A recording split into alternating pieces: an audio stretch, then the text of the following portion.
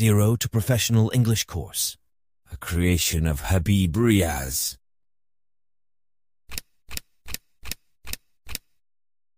Lesson number 42, Relative Pronoun. For a better experience of the course, you should buy our book, Golden English, Intermediate Level 2, Zero to Professional English Guide, a golden gift for English learners. What is inside the book? This book is very beneficial for intermediate level students. It contains part of speech, auxiliary verbs or modals, some additional structure of English sentences, 20 stories for Urdu to English practice, direct and indirect, 20 lessons for English text reading and understanding, 35 lessons for English speaking practice, and many more things. I am sure that my book, Golden English, would be a perfect need for English learners, as this will serve as a complete guide to improve their English skills, starting from zero knowledge to advanced levels. Especially translation, English text understanding, and speaking skills, whether starting from zero knowledge to advanced levels. Error is human nature, so if you notice any mistakes in the book, please do not hesitate to inform me. I would be grateful for this act of kindness. If you like, you may share this course with your friends and relatives. To stay updated about our courses and opportunities, please follow us on the links given below in the description. Let's begin with the lesson. बिस्मिल्लाहिर्रहमानिर्रहीम अस्सलाम वालेकुम वरहमतुल्लाहि वबरकातुहू। उम्मीद करता हूँ कि आप सब लोग बखैर व आफियत होंगे। आज हम पढ़ेंगे सबक नंबर 42 यानी 42 और आज के सबक में हम गुफ्तगू करेंगे रिलेटिव्स प्रोनाउन के बारे में। और आपने अगर आपको ख्याल हो तो एक मुख्तसर सा खाका हमने प्रोनाउंस में पढ़ा था रिलेटिव्स प्रोनाउन के बारे में, और मैंने वहाँ पर बताया था कि हम इंशाअल्लाह बाकायदा रिलेटिव प्रोनाउंस को अलग से पढ़ेंगे। इसकी वजह ये थी क्योंकि इसका बहुत ज़्यादा इस्तेमाल होता है, तो हमारे लिए ज़रूरी है कि इसको हम अच्छे से पढ़ें, अच्छे से इसकी मश्क करें। ओके, तो सबसे पहले हम रिवाइज करेंगे। पिछले सबक में हमने क्या पढ़ा था, कंडीशनल सेंटेंसेस के बारे में हमने गुफ्तगू की थी, और मैंने बताया था कि कंडीशनल सेंटेंसेस किसे कहते हैं। कंडीशनल सेंटेंसेस कहते हैं शर्तिया जुमले को, ठीक है, यानी जिसमें किसी एक काम का होना दूसरे काम पर मुनहसिर हो। और गोया कि जैसे कहेंगे अगर मैं दिल्ली आया तो आपसे ज़रूर मिलूंगा, तो इससे ये पता चल रहा है कि इसमें दो जुमले होंगे, ठीक है। एक को हम शर्त का नाम देंगे जिसमें अगर मैं दिल्ली आया, दूसरे को नाम हम देंगे मशरूत, यानी जो आपका नतीजा आएगा उसको मशरूत कहेंगे। ओके, और मैंने बताया था उर्दू में कोई फ़र्क नहीं है इनके इस्तेमाल में, लेकिन अंग्रेज़ी में इनका एक अपना हिसाब है, फ़र्क है, जिसमें से पहला स्ट्रक्चर होगा if plus present tense comma plus present tense, यानी दोनों शर्त और मशरूत दोनों प्रेजेंट में होंगे। तो इस सूरत में इसका इस्तेमाल हम हकीकत बयानी के लिए करते हैं। इसी तरह से साइंस से मुतालिक कोई बात आप कर रहे हो तो उस वक्त भी हम इसका इस्तेमाल करते हैं। दूसरा इसका स्ट्रक्चर था इफ़ प्लस प्रेजेंट टेंस, उसके बाद फ्यूचर टेंस था, ठीक है। इस खाके का इस्तेमाल कब करते हैं, इस खाके का इस्तेमाल उस वक्त करते हैं जब किसी काम के होने की उम्मीद पाई जाए, इम्कान हो, ठीक है। अगर ये काम हुआ तो दूसरा काम होगा, ये माना बतलाने के लिए हम इसका इस्तेमाल करते हैं। और हमने आपको यहाँ पर बताया था कि गर्चे उर्दू में हम दे दिए या दिए गए इस तरह का तर्जुमा करते हैं पास्ट में, लेकिन अंग्रेज़ी में इसका तर्जुमा हम प्रेजेंट इंडेफिनिट में करेंगे, न कि पास्ट में, ठीक है। जिसे कहें if I am not invited in his walima, कि अगर मुझे दावत नहीं देगी इसके वलीमे में तो मैं नहीं जाऊंगा या नहीं जाऊंगी, ठीक है। तो दी गई का गर्चे यहाँ पर है, लेकिन इसका आप और अंग्रेज़ी में प्रेजेंट इंडेफिनिट ही में करेंगे, ठीक है। हमारा अगला स्ट्रक्चर था इफ़ प्लस पास्ट टेंस, उसके बाद कॉमा, उसके बाद सब्जेक्ट, उसके बाद मॉडल वाला, मॉडल में वुड शुड ये सब आए, ठीक है।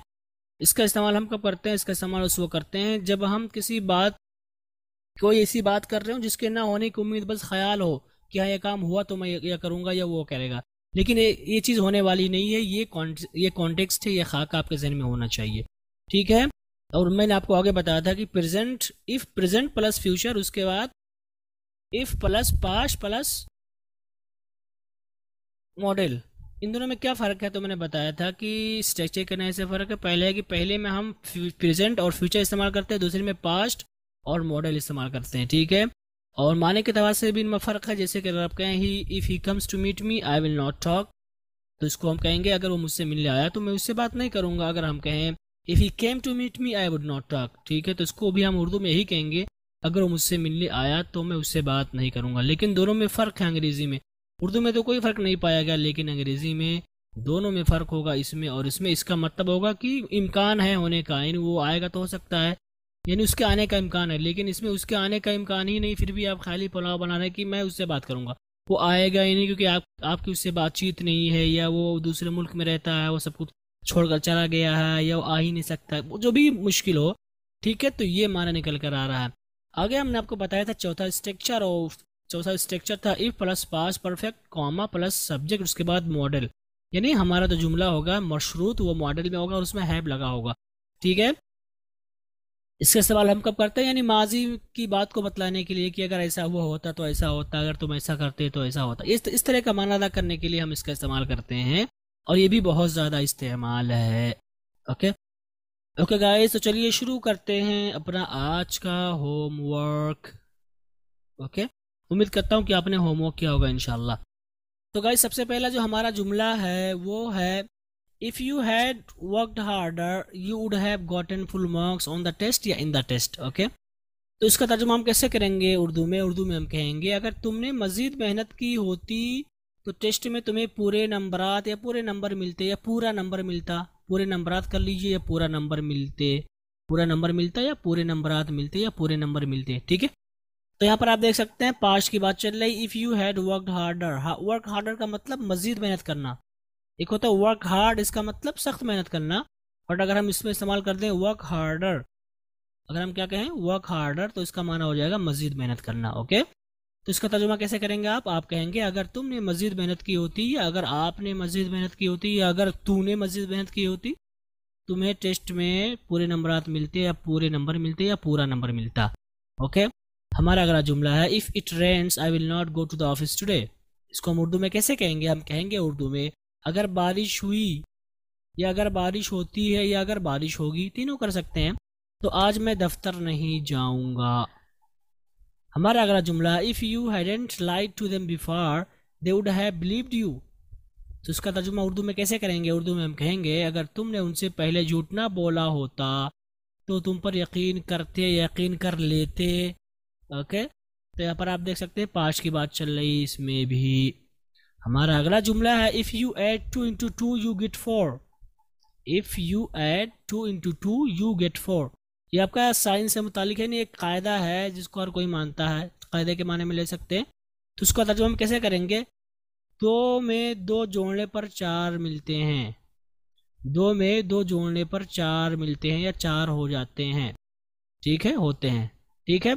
ये आपकी अंग्रेजी की अपनी ताबीर है, उर्दू में इसका बेहतरीन तर्जुमा होगा 2 में 2 जोड़ने पर 4 मिलते हैं या 4 आते हैं या 4 होते हैं या 4 हो जाते हैं। अगर आप इसका लफ्ज़ी तर्जुमा करें इफ़ यू ऐड 2 into 2, तो आप कहेंगे कि अगर आप 2 को 2 में जोड़ें यू गेट 4, तो तुम्हें 4 मिलेगा। एक लंबी बात हो जा रही है, सही है, लेकिन हम बोलते क्या हैं? हम यही बोलते हैं ना 2 में 2 जोड़ो तो 4 मिलते हैं, 2 में 2 जोड़ो तो 4 मिलते हैं, भी आप कर सकते हैं। यहाँ पर मैंने लिख दिया है 2 में 2 जोड़ने पर 4 मिलते हैं, लेकिन आप कह सकते हैं 2 में 2 जोड़ो तो 4 मिलते हैं, ठीक है, यही अच्छा तर्जुमा होगा। आपको कहने की ज़रूरत नहीं है कि अगर आप 2 को 2 में जोड़े तो 4 मिलेगा, ठीक है, कह सकते हैं, मैं नहीं कह रहा हूँ, लेकिन आम बोलचाल में जो हम इस्तेमाल करते हैं यही जुमला इस्तेमाल होता है। तो जब कहीं पर आ जाए 2 में 2 जोड़ने पर 4 मिलते हैं, तो हो सकता है कोई ना बता पाए, लेकिन आप ये स्ट्रक्चर फॉलो करेंगे। ओके, सामने वाले से आप बात कर रहे हैं ना, तो यू आएगा, कोई ऐसा इंसान है जो गायब है तो ही आ जाएगा, अपनी ज़रूरत के अतबार से इसको बदलते रहेंगे, लेकिन चूंकि आप मुतलक तौर पर बात कर रहे हैं तो गोया कि सामने वाले से आप बात कर रहे हैं, तो यहाँ पर आप यू का इस्तेमाल करेंगे। हमारा अगला जुमला है if he became a class representative this year he would do better for the class. तो इसका माना क्या होगा? अगर वो क्लास का मॉनिटर हो जाए, या अगर क्लास का मॉनिटर बन जाए तो क्लास के लिए अच्छा करेगा, ये आपका तर्जुमा हुआ। लेकिन इसमें आप जो बात कर रहे हैं ना, ये कॉन्टेक्स्ट अंग्रेजी का ये है कि वो मॉनिटर बन ही नहीं सकता है। हो सकता है मॉनिटर बनने के लिए जो शराइत हैं, मान लीजिए बहुत ज़्यादा नंबर आता है, मतलब कुछ शराइत होती हैं, वो क्वालिटी उसके अंदर नहीं है, उसके बारे में आप बात कर रहे हैं, तो गोया कि वो चीज़ नहीं हो सकती, बस आप ऐसे ही बात कर रहे हैं, ख्याली पुलाव बना रहे हैं। ओके, आगे चलते हैं और हमारे अगले जुमले हैं if I had known you were unwell yesterday I would have come to meet you. इसका तर्जुमा कैसे करेंगे? हम कहेंगे अगर मैं जान रहा होता, आप कह सकते हैं अगर मुझे पता होता, आप कह सकते हैं अगर मैं जानता, ये भी आप कर सकते हैं, आप कह सकते हैं अगर मुझे मालूम होता, ठीक है, कि तुम बीमार हो, डेट यू वर अनवेल, कि तुम बीमार थे भी आप कर सकते हैं, लेकिन उर्दू में तुम बीमार थे होगा, यहाँ पर गलत लिख गया है, आप सही कर लीजिएगा। I had known your unwell study हम कहेंगे अगर मैं जानता या अगर मुझे मालूम होता कि तुम कल बीमार थे, यहाँ पर कल भी छूट गया, आप ऐड कर लीजिएगा कि तुम कल बीमार थे। I would have come to meet you, तो मैं तुमसे मिलने आता। ओके, पास्ट की बात चल रही है। हमारा अगला जुमला है if he is not invited to the programme he will not come. इसको उर्दू में कैसे कहेंगे? हम कहेंगे अगर उसे दावत नहीं दी गई तो नहीं आएगा। आप यहाँ पर प्रोग्राम जोड़ लीजिएगा, अगर उसे प्रोग्राम में दावत नहीं दी गई, या अगर उसे प्रोग्राम के लिए भी आप कर सकते हैं, टू का मतलब से भी कर सकते हैं, या आप इससे कतल में कर सकते हैं प्रोग्राम के लिए या प्रोग्राम में दावत नहीं दी गई, ही विल नॉट कम, तो वो नहीं आएगा। हमारा अगला जुमला है if you had invited him for your help they would have helped you. तो इसका तर्जुमा कैसे करेंगे? अगर तुमने उनको मदद के लिए दावत दी होती, या आप कह सकते हैं अगर तुमने उन्हें मदद के लिए बुलाया होता या पुकारा होता भी आप कर सकते हैं। They could have helped you, तो कैसे करेंगे? तो वो सब तुम्हारी मदद कर सकते थे, बुलाया होता तो कर सकते थे, या आप कर सकते हैं तो तुम्हारी मदद कर देते, ये भी आप कर सकते हैं, लेकिन कुड हैव इस्तेमाल किया इसलिए मैंने कर सकते थे। ठीक है। हमारा अगला जुमला if Rehan came to New Delhi alone I would give him an iPhone. इसका तर्जुमा होगा अगर रेहान तनहा दिल्ली आ जाए तो मैं उसको एक आईफोन दूंगा। तो यहाँ पर बात चल रही है किस कॉन्टेक्स्ट में, यानी कि रेहान जो है हो सकता है वो बहुत ज़्यादा डरपोक हो, उसने कभी अकेले सफ़र नहीं किया है, या बहुत छोटा बच्चा है नहीं आ सकता है, उससे आप बात कर रहे हैं, तो उस वक्त हम केम का इस्तेमाल करेंगे। लेकिन अगर इम्कान हो आने का तो कम्स कर देंगे, और इसको भी हम चेंज कर देंगे फ्यूचर में, I will give him. Okay. हमारा अगला जुमला है if you give me your email I will send you the details of the task. इसको हम कहेंगे अगर आप मुझे अपना ईमेल दे दें तो मैं आपको काम की तफसीलात भेज दूंगा या भेज दूंगी। ओके, तो हमारे जुमले थे अंग्रेजी में, इनका हमने उर्दू में तर्जुमा किया। आगे चलते हैं और अब हम उर्दू से अंग्रेजी करेंगे, जिसमें से पहला हमारा जुमला है अगर तुमने मुझे दोबारा मैसेज किया तो मैं तुम्हारे खिलाफ पुलिस में कंप्लेन यानी शिकायत कर दूंगी। तो इसको अंग्रेजी में हम कैसे कहेंगे? हम कहेंगे if you send me message again, अगर तुमने मुझे दोबारा मैसेज किया।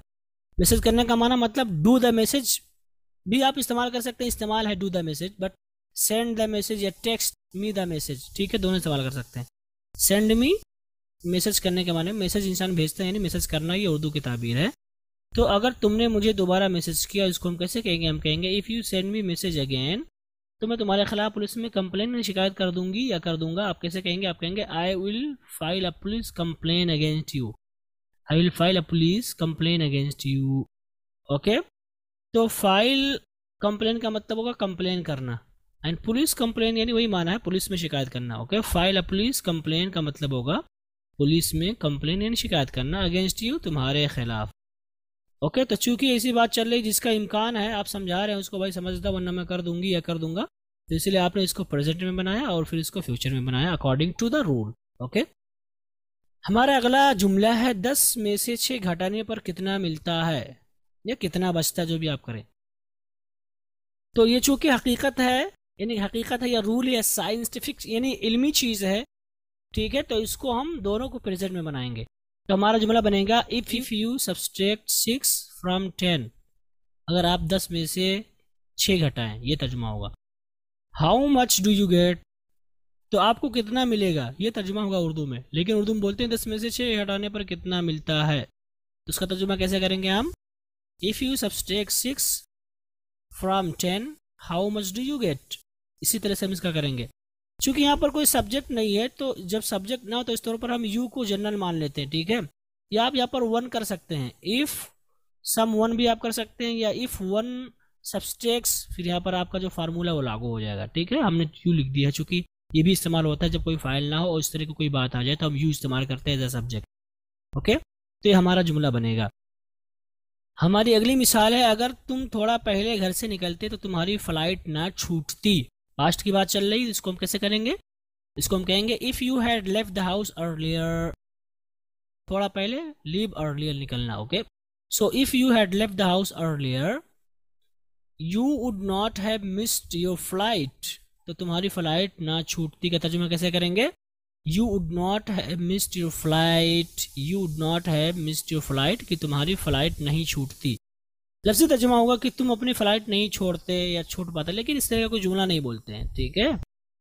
और अगर आप लफ्ज़ी भी तर्जुमा करना चाहते हैं तो तुम्हारी फ्लाइट ना छूटती, इसको आप लफ्ज़ी तौर पर इंग्लिश में भी कहना चाहते हैं तो आप कह सकते हैं your flight would not have been missed. Your flight, यहाँ पर हम कह देंगे your flight would not have been missed. Okay, ये तर्जुमा होगा अंग्रेजी में।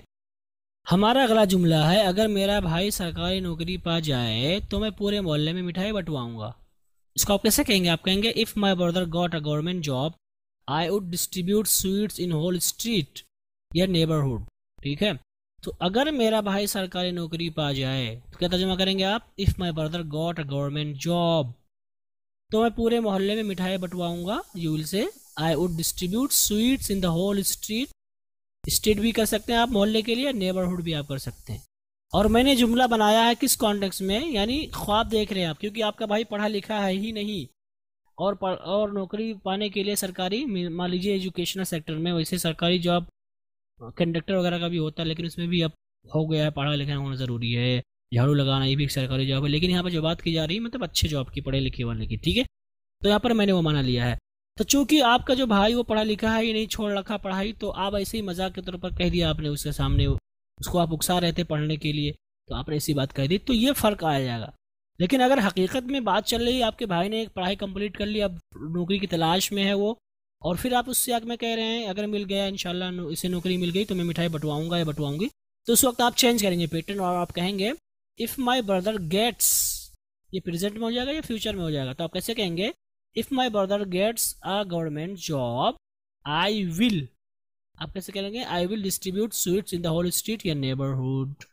ओके, हमारा अगला जुमला है, जाहिद अगर राशिद का फ़ोन दोबारा आया तो मुझे ख़बर करना, मैं उसकी खैरियत लूँगा। तो आप कैसे कहेंगे? आप कहेंगे जाहिद इन्फॉर्म मी, जाहिद मुझे खबर करना, ये होगा, ठीक है। शर्त क्या है? अगर राशिद का फ़ोन आया, if Rashid calls you again, दोबारा। राशिद का फ़ोन आने का मतलब क्या?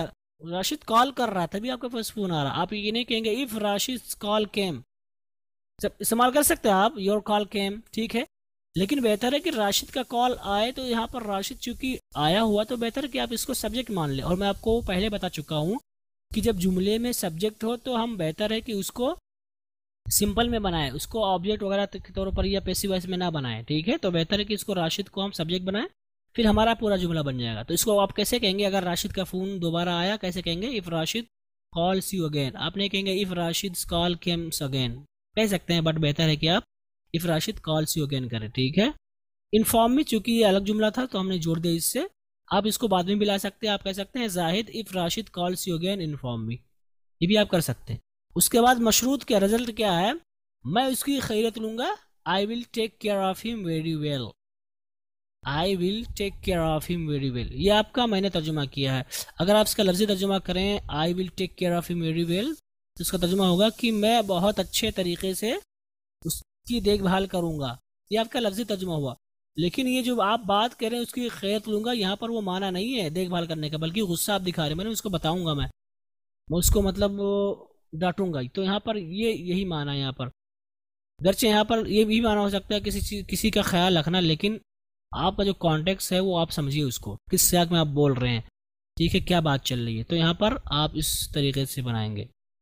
ओके, आप इसको अगर आप लफ्जी तौर पर कहना चाहते हैं तो आप कह सकते हैं I will child him, okay, I will show my anger, आप ये भी कह सकते हैं मैं उस पर गुस्सा दिखाऊंगा, यानी जो भी आप लाना चाहें ला सकते हैं, बट बेहतर है कि आप ये जुमला इस्तेमाल करें।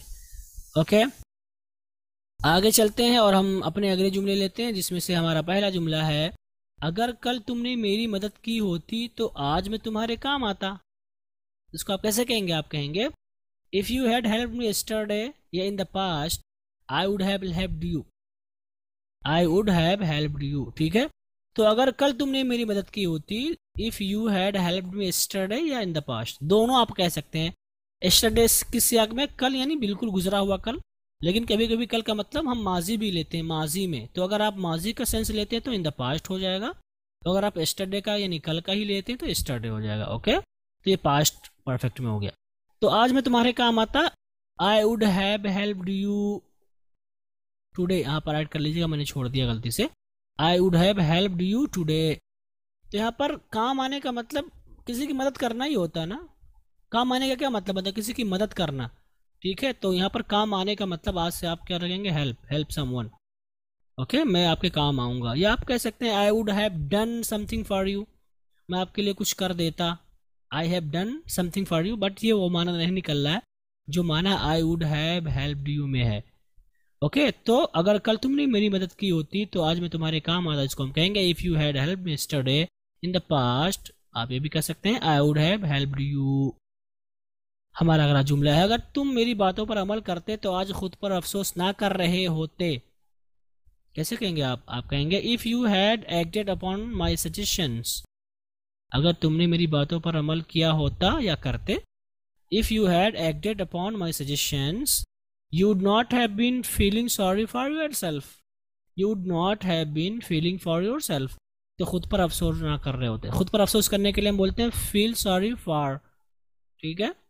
तो यहाँ पर yourself आया हुआ, यहाँ पर his self भी आ सकता है। अगर आप वो के बारे में बात कर रहे हैं, वो अफसोस ना करता खुद पर, किसी आदमी की बात चल रही तो उसी हिसाब से इसको बदलते रहेंगे। ये सारी चीज़ें आप सीख चुके हैं। हमारा अगला जुमला है, अगर मैं इस मुल्क का वजीर आजम बना तो सबसे पहले खाने पीने की चीज़ों की कीमत कम करूँगा। इसको आप दोनों तरीके से बना सकते हैं, ख्याली और हकीकी। तो अगर आप इसको हकीकी मानते हैं, यानी आप कोशिश कर रहे हैं, मान लीजिए आप इलेक्शन लड़ रहे हैं और आप पीएम की पोस्ट के लिए लड़ रहे हैं, तो जाहिर सी बात है आपका इम्कान है, तभी आप लड़ रहे हैं। तो उस सूरत में आप कहेंगे if I become PM of this country, if I become PM of this country, first of all, सबसे पहले I will reduce edible things prices. I will reduce edible things prices, ठीक। ये आपका प्रेजेंट में हो या आपका फ्यूचर में हुआ। लेकिन कोई ऐसे मजाक में आप कह रहे हैं, आप गुस्सा है, प्राइस की कीमत यानी चीज़ों की कीमत बहुत ज़्यादा बढ़ गई, आप नाराज़ हैं, फिर आप कह रहे हैं और आपका कोई इरादा नहीं है इलेक्शन लड़ने का, तो उस सूरत में आप क्या कहेंगे? आप कहेंगे if I became PM of this country, first of all I would reduce edible things prices. यहाँ पर रिड्यूस छूट गया है, ऐड कर लीजिएगा। I will reduce edible things prices, ठीक है। यहाँ पर आप वुड लाएंगे। यहाँ पर अगर पास्ट आ गया तो यहाँ पर आप वुड का इस्तेमाल करेंगे, विल आप नहीं लाएंगे।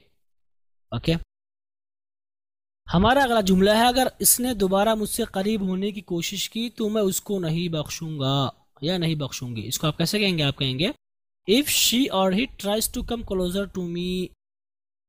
अगर उसने दोबारा मुझसे करीब होने की कोशिश की, if she tries to come closer to me again, दोबारा का आप लिख लीजिएगा अगेन। ओके, अगर उसने दोबारा मुझसे करीब होने की कोशिश की, आप कैसे कहेंगे? आप कहेंगे if she tries to come closer to me again, यही आप ला सकते हैं, यशी, जो कि वो हमें दोनों आ सकता है।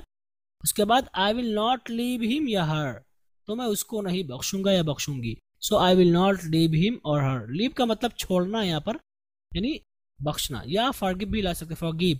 आई विल नॉट फॉरगिव हिम या हर, आप फॉरगिव भी ला सकते हैं, बट लीव भी ला सकते हैं, दोनों चलेगा। लीव समवन गो ये माना है यहाँ पर। ओके, उसके बाद हमारा अगला जुमला है, अलीशा अगर तुमने दोबारा पंखा चालू किया तो मैं तुम्हारे कमरे से बाहर कर दूंगी। समझी या समझे या समझ में आया? तो इसको हम कहेंगे Alisha if you turn on the fan again I would throw you out of the room. तो अलीशा अगर तुमने दोबारा फैन चालू किया, Alisha if you turn on the fan again, तो मैं तुम्हें कमरे से बाहर कर दूंगी। I would throw you out of the room. कमरे से बाहर करने का मतलब फेंक देना, फेंक देने का मतलब बाहर कर देना। Okay, I will throw you out of the room. आप ये भी कर सकते हैं I will do you out of the room, but ये सच सही नहीं लग रहा, आप थ्रो ही इस्तेमाल करें, जो कि इस्तेमाल I will throw you out of the room. उसके बाद समझे, डिड यू अंडरस्टैंड, या आप कह सकते हैं अंडरस्टैंड, सिर्फ अंडरस्टैंड भी आप कह सकते हैं, या डिड यू अंडरस्टैंड। ओके, तो अलीशा अगर तुमने दोबारा पंखा चालू किया तो मैं तुम्हें कमरे से बाहर कर दूंगी। कैसे कहेंगे आप कहेंगे Alisha if you turn on the fan again I would throw you out of the room, did you understand. Okay, तो गाइज ये हमारा होमवर्क था। उम्मीद करता हूँ कि आपने मैच किया होगा और आपका काफ़ी हद तक सही रहा होगा। अगर आपने इसको सही से समझा है, पढ़ा है और ख़ुद से मेहनत की है, तो बाकी मेरी जो जिम्मेदारी थी मैंने अदा कर दी। बस अब आपके ऊपर, आप कितना सीखते हैं, कितनी प्रैक्टिस करते हैं। और आप कहीं भी जाएंगे, चाहे आप मुझसे सीखें, चाहे आप किसी कोचिंग सेंटर में जाके सीखें, यही बात बताएगा वो, कोई नई बात इसमें नहीं बताएगा वो। तो इसलिए आप अपना पैसा और वक्त बर्बाद ना करें, हमारा कोर्स देख लें अमल करिए मेरी बातों पर, इंशाल्लाह आपको मुकम्मल फ़ायदा होगा, आप मायूस नहीं होंगे इंशाल्लाह। ओके गाइस, चलिए शुरू करते हैं अपना आज का सबक। और आज का हमारा सबक है लेसन नंबर 42। आज के सबक में हम बात करेंगे रिलेटिव प्रोनाउंस के बारे में। ओके, तो सबसे पहले हम जानेंगे रिलेटिव प्रोनाउंस किसे कहते हैं, व्हाट इज रिलेटिव प्रोनाउंस। तो इससे पहले आपने क्या पढ़ा रिलेटिव प्रोनाउंस के बारे में, मैंने बताया था रिलेटिव प्रोनाउंस किसे कहते हैं, वो अल्फाज जिनका इस्तेमाल जुमले के बीच में किया जाता है। इनका इस्तेमाल दो जुमलों को जोड़ने के लिए किया जाता है। अब दो जुमले कौन से होंगे, इंडिपेंडेंट क्लॉज या रिलेटिव क्लॉज। ये एक इस्तेलाह है जिसको इंशाल्लाह हम आगे पढ़ेंगे, तो आपको इसमें परेशान होने की जरूरत नहीं है, ठीक है। और इसके जरिए हम इस जुमले में मौजूद इसमें ज़मीर, जिसको इसमें मौसूल कहते हैं, के बीच रब्त पैदा करते हैं। ओके, तो रिलेटिव प्रोनाउंस का क्या काम होता है, ये तो जुमलों को जोड़ता है, या जुमलों के दो हिस्सों को अभी आप कर सकते हैं जोड़ता है, ठीक है, पहला काम ये होगा। दूसरा, जुमले में मौजूद इस्म या ज़मीर, यानी आप कोई भी बात करेंगे तो उसमें कोई इस्म होगा, किसी के बारे में बात करेंगे या उसमें ज़मीर होगी, और उसको हम क्या बोलते हैं, मौसूल, यानी जिसके लिए हम रिलेटिव प्रोनाउंस इस्तेमाल करते हैं, चाहे इस्म हो या ज़मीर हो, उसको हम क्या नाम देंगे, मौसूल का। तो जुमले के दरमियान और इसमें ज़मीर या इसमें मौजूद या इस्म या ज़मीर के दरमियान ताल्लुक पैदा करता है, जोड़ता है आपस में एक दूसरे को, ठीक है। तो इसको हम क्या बोलेंगे, रिलेटिव प्रोनाउन। मिसाल के तौर पर, वो आदमी जिसने तुम्हें मेरे बारे में बताया था वो मेरा दुश्मन है। इसको आप कैसे कहेंगे, आप अंग्रेजी में कहेंगे the person who told you about me was my enemy. वो आदमी जिसने तुम्हें मेरे बारे में बताया था वो मेरा दुश्मन है। The person who told you about me was my enemy. इसको आप देख सकते हैं, ये तो द पर्सन है, ये इस्म हो गया, ठीक है। तो ये जुमले में मौजूद रिलेटिव प्रोनाउंस, जुमले में मौजूद इस्म या ज़मीर, यहाँ पर चूंकि इस्म आ गया है, अगर यहाँ पर ही आता तो इसमें ज़मीर कहलाता, तो इसको हम बोले मौसूल, ठीक है। तो इसमें ज़मीर, जुमले में मौजूद इसमें ज़मीर और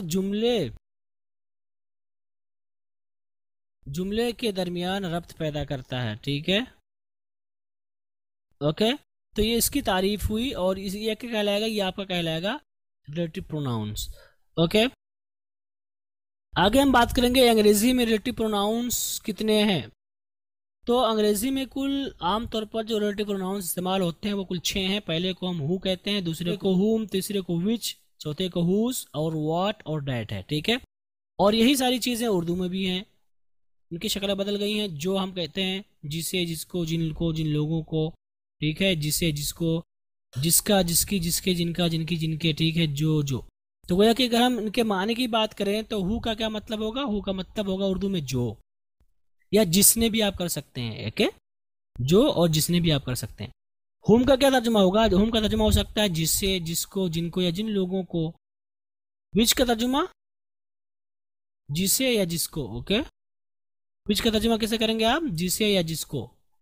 हुज का तर्जुमा किससे करेंगे आप, जिसका, जिसकी, जिसके, जिनका, जिनकी, जिनके वगैरह वगैरह जो भी आते हैं ताबीरात। और व्हाट का तर्जुमा आप करेंगे जो, और डेट का तर्जुमा जो या जिन, ठीक है। तो ये कुल रिलेटिव प्रोनाउंस हैं जिनका इस्तेमाल जुमले में होता है, जुमलों के बीच में होता है, और ये जुमले में मौजूद इसमें ज़मीर या ज़मीर और इसी तरह से जुमले को आपस में जोड़ते हैं, तो उसको रिलेटिव प्रोनाउंस कहते हैं। और यहाँ पर ये जो दिख रहे हैं आपको 6, इनका अलग अलग इस्तेमाल है। हम कहीं हु इस्तेमाल कर सकते हैं, कहीं हुम नहीं कर सकते। विच का इस्तेमाल अलग है, हुज का इस्तेमाल अलग है, व्हाट का इस्तेमाल अलग है, डेट का इस्तेमाल अलग है। गोया कि हर एक का अपना अपना इस्तेमाल है जिनका सीखना हमारे लिए ज़रूरी है। तो आज के सबक में हम इन्हीं को तफसील के साथ सीखेंगे। तो सबसे पहले हम बात करेंगे हु के बारे में। हु का इस्तेमाल हम कब करते हैं, हु का इस्तेमाल हम आकिल यानी इंसान के लिए होता है। हु का इस्तेमाल आकिल यानी इंसान के लिए होता है, और इसका इस्तेमाल उस वक्त होता है जब जुमले में फ़ाइल के तौर पर इस्तेमाल किया जाए। फ़ाइल किसे कहते हैं, काम करने वाले को कहते हैं, ठीक है। तो अगर कोई ऐसा इस्म आ जाता है, इसमें ज़मीर आ जाती है जुमले के अंदर, जो फ़ाइल इस्तेमाल होता है, और आप कोई रब्त पैदा करना चाहते हैं, और वो क्या है, इंसान है, आकिल है। आकिल का मतलब इंसान, इंसानी आकिल होता है, तो उस वक्त हम हु का इस्तेमाल करेंगे, ओके। जैसे कि मिसाल है कि वो आदमी जिसने उस दिन तुम्हारी मदद की थी मेरे बड़े भाई हैं, या बड़े भाई थे भी आप उर्दू में बोल देते हैं, तो इसको उर्दू में आप कैसे कहेंगे? आप कहेंगे the person who helped you is my elder brother. उस दिन that day, the person who helped you that day आप जोड़ दीजिएगा, इज माई एल्डर ब्रदर, वो आदमी जिसने उस दिन तुम्हारी मदद की थी मेरे बड़े भाई हैं। The person who helped you that day is my elder brother. तो यहाँ पर आप देख सकते हैं जो हु का आपने इस्तेमाल किया किसके लिए किया? द पर्सन के लिए किया। और द पर्सन यानी आदमी, जाहिर सी बात है आकिल है, इंसान है, तो इसलिए हम यहाँ पर हु का इस्तेमाल करेंगे। ओके, अगली मिसाल देखें आप, वो आदमी जिसने तुम्हें मेरे बारे में बताया था वो मेरा दुश्मन है। इसको आप अंग्रेजी में कैसे कहेंगे? आप कहेंगे the person who told you about me was my enemy. दुश्मन था, यही माना है, दुश्मन था या दुश्मन है भी आप कर सकते हैं। So the person who told you about me was my enemy या इज माई एनिमी, इसको आप कैसे कहेंगे? देखिए यहाँ पर द पर्सन का इस्तेमाल किया आपने जो कि आकिल है, और इसलिए आपने यहाँ पर क्या इस्तेमाल किया? हु इस्तेमाल किया। तो क्या पता चला कि हु का इस्तेमाल किसके लिए हम करते हैं? हु का इस्तेमाल हम आकिल के लिए करते हैं, यानी इंसान के लिए करते हैं। हु का इस्तेमाल किसके लिए करते हैं? आकिल यानी इंसान के लिए करते हैं। ओके, हमारा अगला रिलेटिव प्रोनाउन है वो है हुम। हुम का इस्तेमाल कब करते हैं? हुम का इस्तेमाल, ये हु का मफूल है। हु का मफूल जैसे कि मान लीजिए जिसने, आपने कहा जिसने या जो, ये आपका सब्जेक्ट इस्तेमाल होता है। लेकिन अगर वो ऑब्जेक्ट बन जाए तो आप क्या कहते हैं? जिसको, जिसको तुमने मारा था या जिनको आपने मारा था। ठीक है, तो इसी तरह से ये हुम हो गया, हु से क्या हो गया? हुम हो गया। ओके, तो हुम ये हु का ऑब्जेक्ट है, यानी जब जुमले में कोई ऐसा इसमें इस्तेमाल हो या ऐसी ज़मीर हो जो ऑब्जेक्ट के तौर पर इस्तेमाल हुई हो, यानी उस पर काम वाक़ई हुआ हो, तो उसको माना अदा करने के लिए हम हुम का इस्तेमाल करेंगे। जिस तरह से हम उर्दू में जिनको बोलते हैं या जिसको बोलते हैं, ठीक है, उसी तरह से ये हुम है। तो क्या पता चला कि हुम का इस्तेमाल भी हम आकिल यानी इंसान के लिए ही कर सकते हैं। हुम का इस्तेमाल हम इंसान के लिए ही करेंगे, लेकिन शर्त यह है कि जुमले में वो इस्म या इंसान जिसके बारे में हम बात कर रहे हैं वो मफऊल वाक़ई हुआ हो। जैसे कि मिसाल देखें आप, वो लड़का जिसको आपने बाजार में देखा था उसका एक्सीडेंट हो गया। वो लड़का जिसको आपने बाजार में देखा था उसका एक्सीडेंट हो गया या वो हादसे का शिकार हो गया, ये भी बोलते हैं। उसको उर्दू में, उसको अंग्रेजी में कहते हो आप कैसे कहेंगे? आप कहेंगे the boy whom you saw in the market met an accident. यहाँ पर द बॉय, यहाँ पर हु नहीं करेंगे आप, क्यों? क्योंकि लड़के के बारे में बात कर रहे हैं आप, लेकिन यहाँ पर ये ऑब्जेक्ट आ रहा है।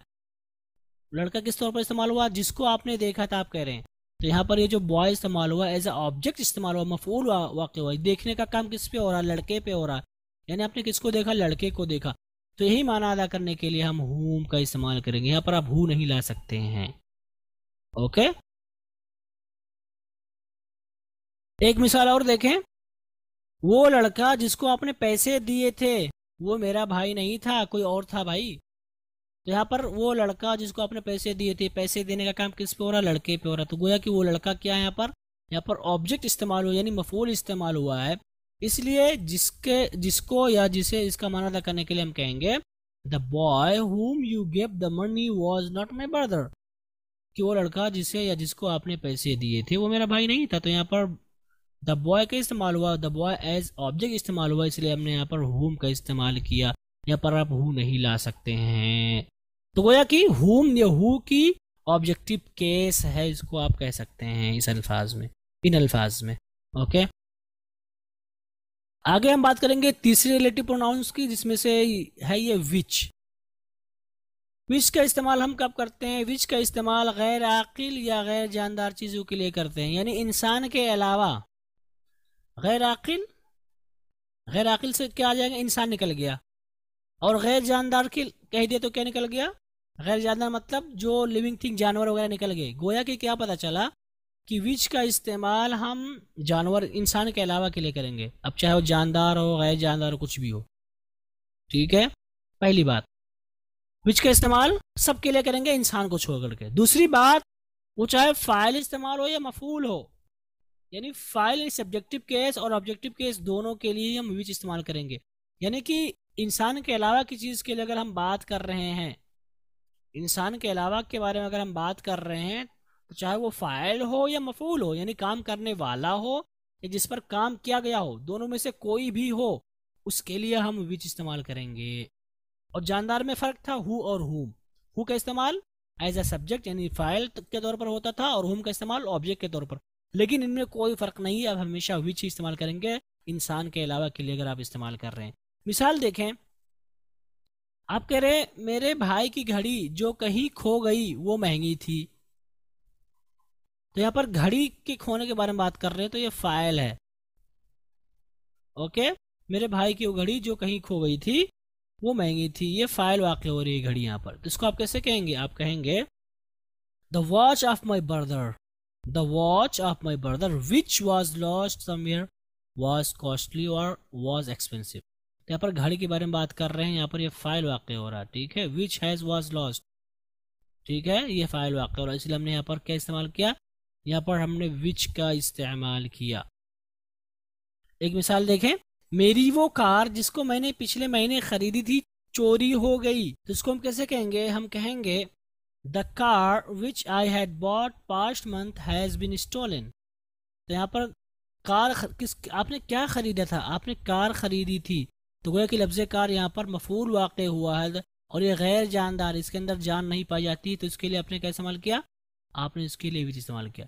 तो इन दोनों मिसालों पर अगर आप गौर करें तो यहाँ पर द वॉच फाइल वाक़ है, इसके लिए हमने विच इस्तेमाल किया, और इस मिसाल में द कार्ड ये मफूल वाक़ है, फिर भी हमने विच इस्तेमाल किया। तो गोया कि गैर यानी इंसान के अलावा के लिए हम हमेशा विच का ही इस्तेमाल करेंगे। ओके, आगे हम बात करेंगे चौथे रिलेटिव प्रोनाउन की, और वो है हुज।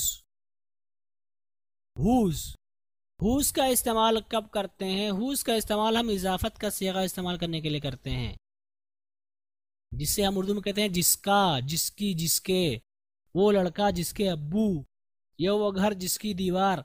तो यहाँ पर जो आप जिसका या जिसकी इस्तेमाल करते हैं वो माना अदा करने के लिए आप हुज इस्तेमाल करेंगे। और हुज का इस्तेमाल सबके लिए है, इंसान, गैर इंसान, जानदार, गैर जानदार, सबके लिए। लेकिन जैसे ही जिसका का लफ्ज़ आपने इस्तेमाल कर लिया उर्दू में, तो उसके लिए आप क्या लाएंगे? हुज का इस्तेमाल करेंगे। तो गोया कि हुज ये क्या है? हुज ये पॉजेसिव केस है, पॉजेसिव केस है, इजाफत का सेगा यानी इजाफत का माना देने के लिए इसका इस्तेमाल करते हैं। मिसाल देखें आप आकिल जानदार की, आपका वो भाई जिसकी कार चोरी हो गई थी वो आज मेरे घर मुझसे मिलने आया था। तो आपका वो भाई जिसकी कार, तो जिसकी से मुराद कौन है? आपका भाई है, आपका वो भाई, ठीक है, यानी भाई है, ठीक है। तो जिसकी आप देख सकते हैं भाई ये आकिल इंसान है, तो उसकी मिसाल है, जानदार है, ठीक है। तो इसके लिए आपका इस्तेमाल करेंगे। अगर आप ये जुमला अंग्रेजी में कहना चाहते हैं तो आप इसको अंग्रेजी में कहेंगे your brother whose car was stolen, your brother whose car was stolen, ठीक है, आपका वो भाई जिसकी कार गायब हो गई थी। ओके, वो क्या आया? Came to my house to meet me today, वो आज मेरे घर मुझसे मिलने आया, वो आज मेरे घर मुझसे मिलने आया। Your brother whose car was stolen, कि आपका वो भाई जिसकी कार चोरी हो गई थी आज वो मेरे घर मुझसे मिलने आया था। तो यहाँ पर फिर से आप वो के लेने लाएंगे, यहीं पे माना होगी आपकी अगर उर्दू की ताबीर है, आप कहेंगे केम टू माई हाउस या came to my home to meet me today. Okay, तो ये मिसाल हुई आकिल की यानी इंसान की। अगली मिसाल हम लेते हैं, वो गाय जिसका पैर टूट गया था आज उसको मैंने बेच दिया। वो गाय जिसका पैर टूट गया था आज उसको मैंने बेच दिया। इसको अंग्रेजी में कैसे कहेंगे? अंग्रेजी में इसको हम कहेंगे today I have sold the cow whose leg was broken. तो यहाँ पर गाय के बारे में बात कर रहे हैं आप, गाय, ठीक है, जो कि गैर आकिल है, जानदार है लेकिन गैर आकिल इंसान नहीं है। लेकिन चूंकि हुज आ गया जिसका पैर, तो इसके लिए आप क्या कहेंगे? Whose leg. तो today I have sold the cow whose leg was broken, today I have sold the cow whose leg was broken. वो गाय जिसका पैर टूट गया था आज मैंने उसको बेच दिया। ओके, आगे हम बात करेंगे व्हाट की। व्हाट का इस्तेमाल कब करते हैं? व्हाट का इस्तेमाल हम उस वक्त करते हैं जब जुमले में कोई मर्जा ना हो। जुमले में मर्जा ना होने का मतलब यानी हम जिसके बारे में बात कर रहे हैं वो ना हो, यानी कोई चीज ही हो ही ना, यानी पहले से कोई चीज ना हो, हम डायरेक्टली शुरू कर देते हैं और उसमें लफ्ज़ जो आ जाता है।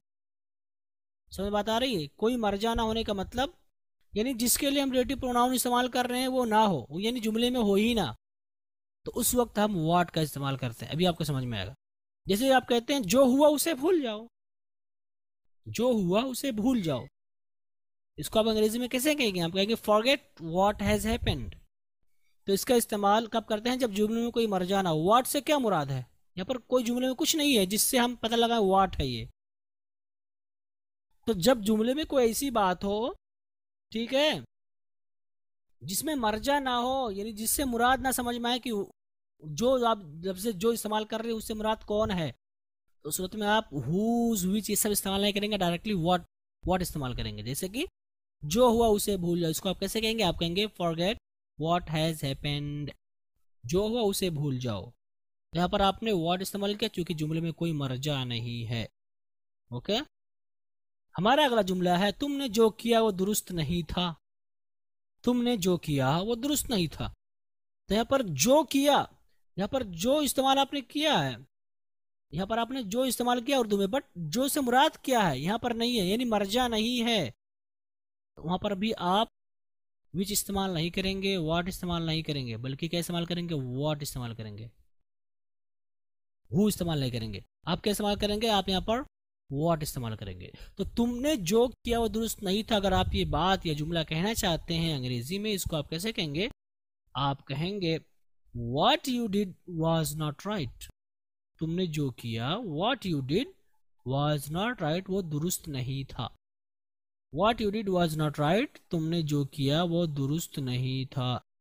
तुमने जो किया वो दुरुस्त नहीं था। ओके, तो यहाँ पर चूंकि जो ऐसे कोई मर्जा नहीं है, जो से कुछ समझ में नहीं आ रहा, इसलिए हमने यहाँ पर व्हाट का इस्तेमाल किया। ओके, आगे हम बात करेंगे इसके छठी किस्म की। और छठी जो किस्म है, यानी छठा जो रिलेटिव प्रोनाउन है वो है डेट।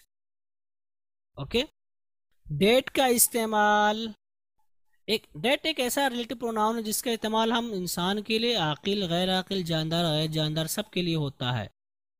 यानी डेट ये आलू की तरह कहीं भी इस्तेमाल कर लो, गोश्त के साथ, दाल के साथ, करेले के साथ, भिंडी के साथ, किसी के साथ भी। यानी कि डेट का इस्तेमाल हम हर हालत में कर सकते हैं। ठीक है, चाहे वो आकिल हो, गैर आकिल हो, जानदार हो, गैर जानदार हो। इसी तरह से वो ऑब्जेक्ट हो या सब्जेक्ट हो, कुछ भी हो, बट इजाफत नहीं होनी चाहिए। इजाफत वाली चीज़ नहीं आ सकती ना इसमें। तो इजाफत के अलावा किसी भी हालत में अगर आप रिलेटिव प्रोनाउन इस्तेमाल कर रहे हैं तो आप वहाँ पर डेट इस्तेमाल कर सकते हैं। आप हु ना कहें, डेट कह सकते हैं। आप हुम ना कहें, डेट कह सकते हैं। आप विच ना कहें, डेट कह सकते हैं। लेकिन अगर उसमें मर्जा नहीं है तो आप व्हाट इस्तेमाल करेंगे। ठीक है, अब इसकी मिसाल देखते हैं। इसकी मिसाल आप जैसे देखें, वो लड़का जो आपसे मिलने आया था उसने कभी झूठ नहीं बोला। वो लड़का जो आपसे मिलने आया था उसने कभी झूठ नहीं बोला। तो यहाँ पर वो लड़का जो आपसे मिलने आया था, यहाँ पर लड़के की बात चल रही, तो वह कि आकिल, जानदार हो गया, और फाइल है कौन आया था? लड़का। तो लड़के के बारे में बात चल रही। तो यहाँ पर आप कह सकते हैं the boy that came to meet you never told a lie. The boy that came to meet you never told a lie. अगर आप कायदे के नए से देखें तो आप यहाँ पर हु भी इस्तेमाल कर सकते हैं। The boy who came to meet you never told a lie. Okay, आप यहाँ पर डैट भी इस्तेमाल कर सकते हैं और हु भी इस्तेमाल कर सकते हैं। तो ये मिसाल हुई किसकी? जानदार की, और यहाँ पर ये फाइल वाक़े है।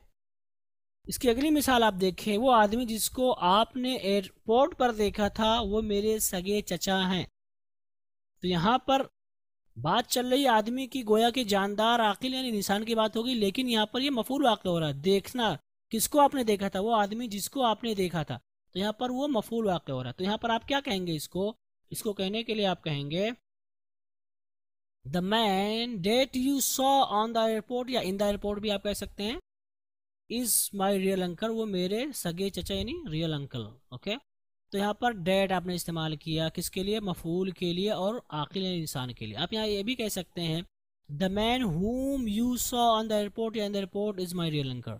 आप कह सकते हैं the man whom you saw on the airport is my uncle. यहाँ पर आप हुम भी इस्तेमाल कर सकते हैं। तो गोया कि यहाँ पर जो डेट इस्तेमाल हुआ है ये ऑब्जेक्टिव केस में इस्तेमाल हुआ है, यानी हुम की जगह इस्तेमाल हुआ आकिल के लिए। ये मिसाल हुई किसकी? आकिल, जानदार और मफूल वाक़े होने की सूरत में। डेट की और मिसालें देखेंगे हम, जैसे कि अहमद का तोता जो सुबह सुबह अहमद से बात किया करता था आज अचानक मर गया। ये मिसाल किसकी है? ये मिसाल जानदार की है, लेकिन गैर अक्ली इंसान नहीं है तोता। और यहाँ पर एक क्या वाक़या हो रहा, मर गया, यानी बात किया करता था वो मर गया। तो गोया कि कौन बात करता था? तोता। तो उसके बारे में बात करें। गोया कि यहाँ पर ये फाइल वाक़या हो रहा है। तो इस जुमले को कहने के लिए आप कहेंगे कि the parrot of Ahmed that used to talk with him daily, Ahmed का जो तोता अहमद से बात किया करता था इन द मॉर्निंग, सुबह सुबह अचानक मर गया, डाइड सडनली। तो यहाँ पर आप देख सकते हैं अहमद का तोता, यहाँ पर ये सब्जेक्ट वाक़या हो रहा है फाइल, और ये गैर अक़ील जानदार है। ठीक है, तो आपने क्या इस्तेमाल किया? डेट इस्तेमाल किया। आप इसको विच के जरिए भी कह सकते हैं। आप कह सकते हैं the parrot of Ahmed which used to talk with Ahmad daily in the morning died suddenly. Okay, हमारी अगली मिसाल है अहमद का वो घोड़ा जिसको अहमद ने कल बाजार से खरीदा था, उसका पैर टूट गया। तो यहाँ पर ये मिसाल किसकी है? जो मिसाल आप देख रहे हैं मिसाल गैर आकिल की है, लेकिन मफूल वाक़या हो रहा है। यहाँ पर ये भी गैर आकिल की मिसाल थी, लेकिन यहाँ पर ये सब्जेक्ट वाक़या हो रहा है जो बात किया करता था। लेकिन यहाँ पर जिसको अहमद ने खरीदा था, गोया कि घोड़े की बात चल रही है, लेकिन यहाँ पर जिसको जो इस्तेमाल हुआ है एज एन ऑब्जेक्ट इस्तेमाल हुआ है, ऑब्जेक्टिव केस के तौर पर इस्तेमाल हुआ है। तो इसको हम कैसे कहेंगे? इसको हम डेट के जरिए कहेंगे। तो इसको हम कहेंगे इंग्लिश में Ahmed horse that he bought from the market yesterday has broken his leg, उसका पैर टूट गया, has broken his leg. Okay, तो यहाँ पर आप देख सकते हैं डेट का हमने इस्तेमाल किया। हालांकि यहाँ पर जो घोड़ा इस्तेमाल हुआ है यानी जिसको इस्तेमाल हुआ वो एज एन ऑब्जेक्ट इस्तेमाल हुआ है, ऑब्जेक्टिव केस के तौर पर। आप इसको विच के जरिए भी कह सकते हैं। आप कह सकते हैं Ahmed horse which he bought from the market yesterday has broken his leg. Okay, तो आप विच भी ला सकते हैं और डेट भी ला सकते हैं। अगली मिसाल देखें गैर जानदार की। अहमद का वो चश्मा जो किताब पढ़ने में अहमद की मदद करता था वो टूट गया। ये गैर जानदार है, लेकिन यहाँ पर फाइल इस्तेमाल हुआ जो पढ़ने में अहमद की मदद करता था। कौन मदद करता था? चश्मा। यानी अगर आप इसका माना निकाले तो ये माना होगा कि अहमद का चश्मा जिसे अहमद पढ़ने के लिए इस्तेमाल करता था, ये माना हो रहा है। लेकिन मैंने गैर जानदार की मिसाल दी ताकि आप समझ सकें। ठीक है, तो अहमद का चश्मा जो किताब पढ़ने में अहमद की मदद करता था या अहमद के काम आता था वो टूट गया। तो यहाँ पर फाइल वाक़या हो रहा है और ये गैर जानदार चीज़ है। इसका तर्जुमा अगर आप अंग्रेजी में करना चाहें तो आप कैसे इस्तेमाल करेंगे? अगर आप कहना चाहें तो आप इसको अंग्रेजी में कहेंगे Ahmad's glass that helped him to read books has been broken. ठीक है, तो अहमद का चश्मा जो अहमद की मदद किया करता था, उसकी मदद करता था। ये देखिए अहमद का चश्मा, अहमद की मदद, दो बार आया हुआ है। आपकी उर्दू की ताबीर है, बट अंग्रेजी में हम इसको चेंज कर देंगे। आप ये भी कह सकते हैं अहमद का चश्मा जो किताब पढ़ने में उसकी मदद करता था, ये भी आप उर्दू में भी कह सकते हैं। ठीक है, तो Ahmad's glass that helped him to read books has broken, टूट गया। तो यहाँ पर आप डेट इस्तेमाल किया आपने। यहाँ पर आप विच भी इस्तेमाल कर सकते हैं अकॉर्डिंग टू द रूल। विच का इस्तेमाल हम इंसान के अलावा के लिए करते हैं हर सिचुएशन में, मफूल और फाइल दोनों में। तो यहाँ पर फाइल आप यहाँ पर विच भी ला सकते हैं विदाउट एनी हेजिटेशन या विदाउट एनी प्रॉब्लम। अगली मिसाल देखें गैर जानदार की। ऑब्जेक्ट वाक़या होने की सूरत में यानी मफूल होने की सूरत में हमारी मिसाल है जैद ने अपना वो लैपटॉप बेच दिया जिसको उसने महंगे दामों में ख़रीदा था। जैद ने अपना वो लैपटॉप बेच दिया जिसको उसने महंगे दामों में ख़रीदा था। ये आपकी अगली मिसाल है मफूल की। तो इसका तर्जुमा हम कैसे करेंगे? हम कहेंगे तर्जुमा करते हुए Zaid has sold his laptop that he bought at a high price. तो जिसको उसने महंगे दामों में खरीदा था, कौन सा लैपटॉप? लैपटॉप यहाँ पर वाक़ हो रहा है ऑब्जेक्ट, तो यहाँ पर आपने डेट इस्तेमाल किया। तो आप कहेंगे Zaid has sold his laptop that he bought at a high price. अब यहाँ पर विच भी ला सकते हैं अकॉर्डिंग टू द रूल। तो ये सारी मिसालें हैं मैंने आपको दी समझाने के लिए कि हम डेट का इस्तेमाल किसी के लिए भी कर सकते हैं, इल्ला कि वहाँ पर पॉसेसिव केस आ जाए जिसमें जिसको या जिसकी का माना हो, तो जाहिर सी बात वो माना डेट नहीं दे सकता है। तो इसलिए हम पॉसेसिव केस के अलावा हर सिचुएशन में हम जो का माना अदा करने के लिए डेट का इस्तेमाल कर सकते हैं।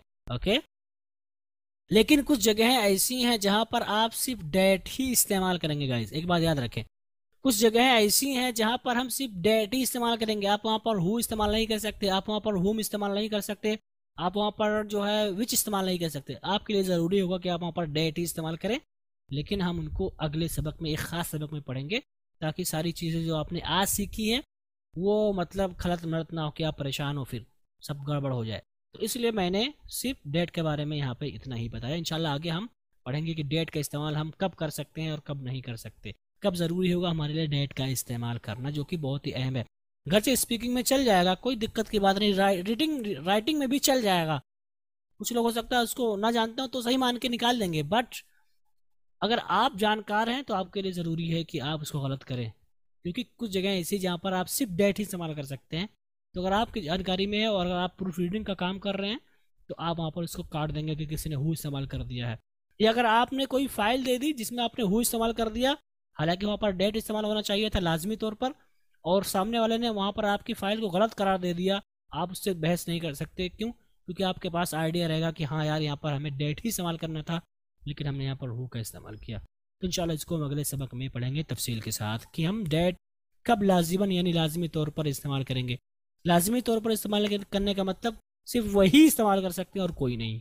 ओके, एक बात और डेट के बारे में आपसे कहना चाहूँगा, वो ये है कि डेट का इस्तेमाल हम, जैसा कि मैंने बताया कि कसरत के साथ इस्तेमाल होता है, किसी के साथ भी इस्तेमाल कर सकते हैं, लेकिन ख़ास तौर पर या अक्सर डेट का इस्तेमाल हम कब करते हैं, जब हम किसी ऐसी चीज़ के बारे में बात कर रहे हो जिसका ताल्लुक जिसका वजूद ना हो जिस्मानी तौर पर, यानी जो चीज़ जिस्मानी तौर पर ना दिखे, ठीक है, उस वक्त हम डेट का इस्तेमाल करते हैं। जैसे कि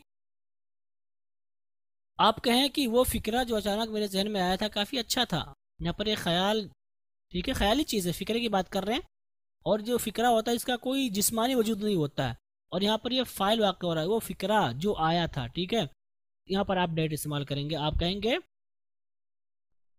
कि the thought that came across into my mind was so good, कि वो फिक्रा जो अचानक मेरे जहन में आया था वो काफ़ी अच्छा था।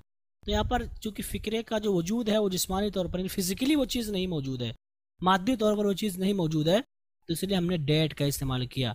तो इस तरह के सियाक में हम डेट का इस्तेमाल करेंगे तो ज़्यादा अच्छा होगा हमारे लिए।